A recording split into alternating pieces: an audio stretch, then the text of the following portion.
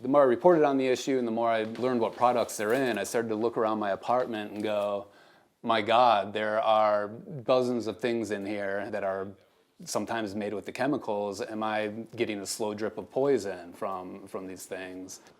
And there's my cat Ling Ling. We're in Hamtramck, and the problem is PFAS, a family of chemicals known for their water and stain repellent qualities that are used in everything from waterproof shoes to clothing to bike chain lube, even food packaging. I wanted to know how much PFAS Ling Ling and I are getting into our bodies and our daily lives, so I made a plan. What we're gonna do is test a bunch of different products around my house that are sometimes made with the chemicals and see if they have PFAS in them. One of the main ways people ingest the chemicals is through their water. We're gonna test the tap water as well, and then get my blood checked out. And Ling Ling's getting her blood checked too. Industry has just introduced chemical after chemical, and they don't provide that information to the public. So it's impossible for scientists to keep up with what's actually being used.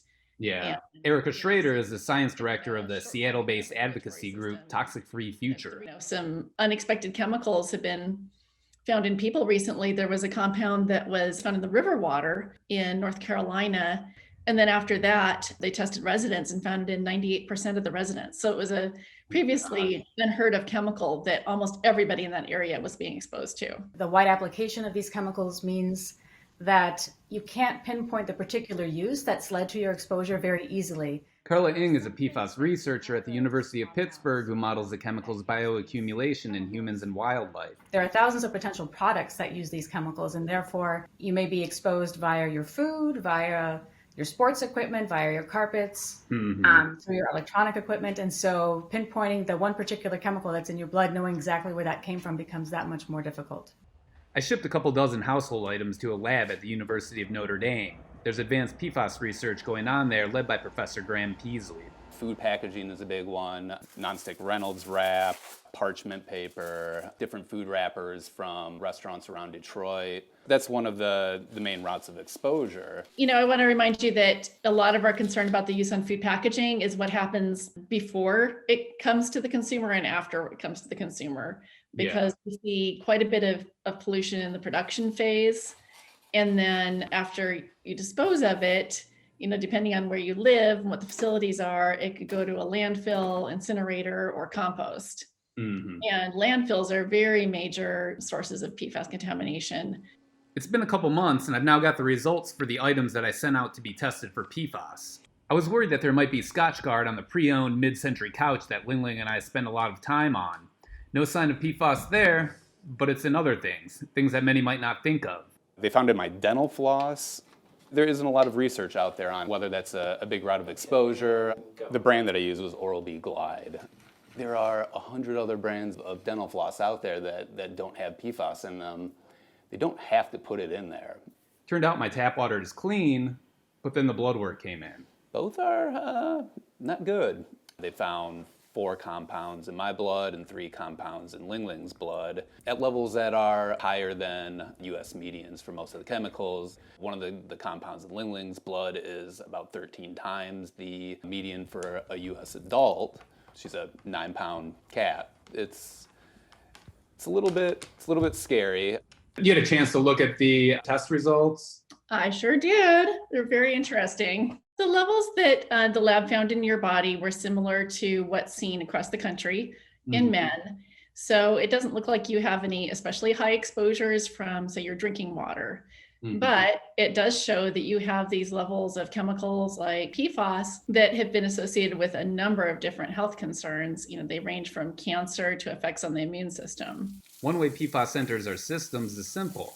As household items slowly turn to dust, the PFAS drifts along with it. I mean, if I had to just hazard a guess, I'd probably say it's going to be a combination of the diet and the dust. Yeah. Both of you. Yeah. If you're eating fish, you're getting some of these chemicals in your food. We also find that they build up in our house dust. And so all people are exposed to house dust. If you're a toddler or a cat, then you spend a lot more time kind of interacting with house dust. And, cats, of course, also have the behavior that they're licking their fur. Right. Another thing I learned with PFAS, blood tests don't tell you everything. What we find with some of these compounds is that they're actually building up in different parts of our bodies.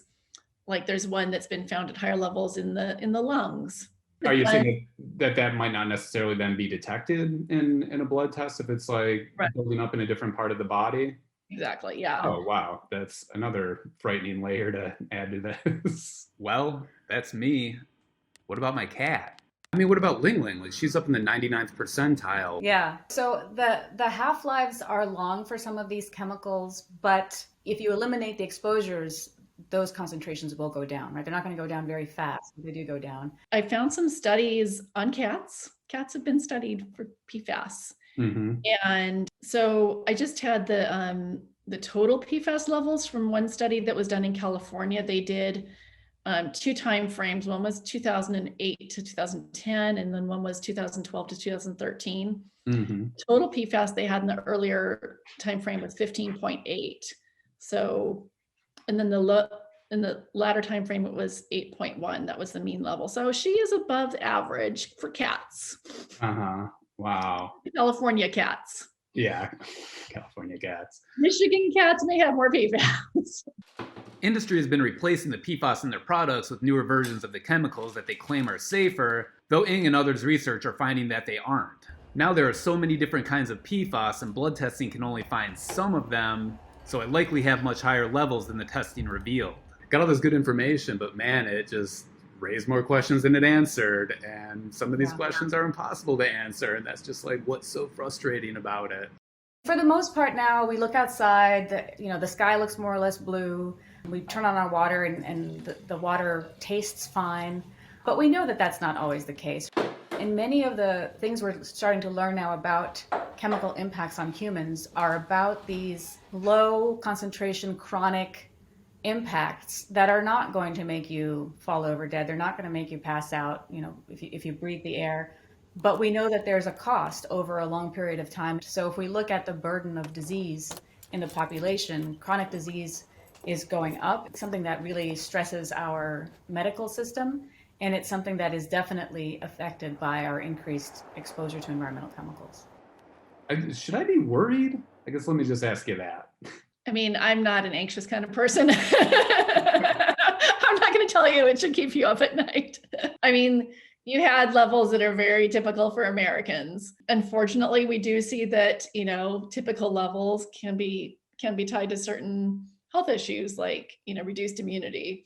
Mm-hmm. So that is definitely a concern. What you can do about that is, take actions to reduce the use of PFAS in your home and support policies that stop the use of products so we don't keep getting it in our homes.